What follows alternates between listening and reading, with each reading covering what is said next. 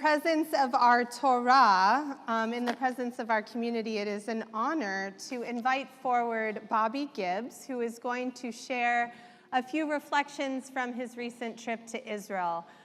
These words of his will be in many ways an introduction to then our prayer for the state of Israel, which we'll recite together after he shares his words. Thank you so much, Bobby, for being with us today and for doing that. Well, thank you. So I was in Israel at the end of February. I was there with thank you. Sorry, I was in Israel at the end of February. I was there on a mission. It was the committee that allocates the emergency funds to campaign jointly run by Jewish federations, including Dallas and across North America, the URJ, and the JCC Association. And we were there kind of in what I think of as two halves. The first half was there with the Jewish Agency to learn a lot about the work that the Jewish Agency has shifted as well as continues to do.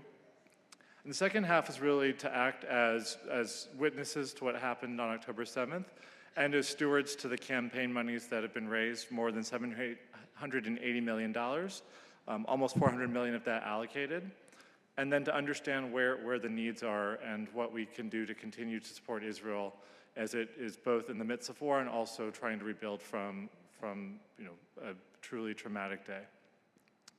I'm going to talk about three kinds of destruction that I witnessed and a little bit of hope of rebuilding, although one thing that we experienced throughout our time in Israel is most of the sessions ended on a low note because there's a lot of bad things happening in Israel. It is in a tough position. And so while I'm going to end optimistically, I want to acknowledge that there's a lot of suffering happening in Israel still today.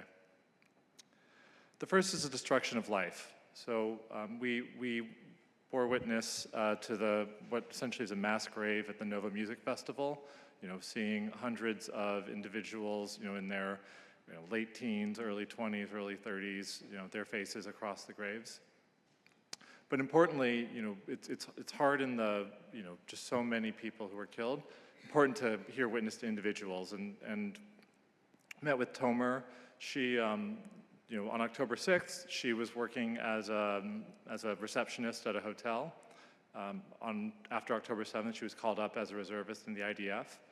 Had Tomer not been dropped off on October 6th by her father at her job, she would have been in the house where Hamas terrorists broke in and murdered her parents, and her youngest brother. What Tomer wanted us to take away was just the light that her father was in the community for the kibbutz Kisufim where they lived. And it was really hard to bear witness to what happened to her family, that they were just really torn apart. And there are, hundreds and hundreds of families affected in just that way. The second destruction we bore witness to is destruction in infrastructure. On October 7th, the Hamas terrorists brought with them maps of all of the key infrastructure in the agricultural heartland of Israel. They went after tractors, they went after harvesters, they went after planters. They had with them maps of all of the irrigation control panels, and they went through, they ripped out the motherboards for each so that Israel didn't have the ability to grow crops and feed people. This was a very deliberate plan. It was supported by many of the people who had actually worked coming from Gaza into Israel and worked on those kibbutzim. And the third is just the destruction of trust. As I talked about, it was people who had been working, side by side with the Israeli farmers who were in some ways abetting this attack. People don't feel safe in their homes. One of the statistics we heard is nearly every Israeli woman has woken up with nightmares of attackers breaking into their homes, many Israeli men as well. And importantly, people have lost trust in the government, that they, Tomer, who I mentioned earlier, the story she was first told about her family's death was actually not correct. She wasn't sure why they told her the wrong story, but when she actually got back to the house, she found that she had been lied to. Probably inadvertent, but that kind of mistrust is pervading the entire society. It's a lack of trust in the government, it's lack of trust in other people, and it's something that is going to take a long time to rebuild. I do want to talk a little about rebuilding. It's part of the work that we're doing there. So the campaign that I mentioned is partnering with the Israeli government to fund a total of $24 million for agricultural rebuilding. About a week after we were there in Israel, we gave the go-ahead to purchase equipment. So we've got new tractors, new planters coming in from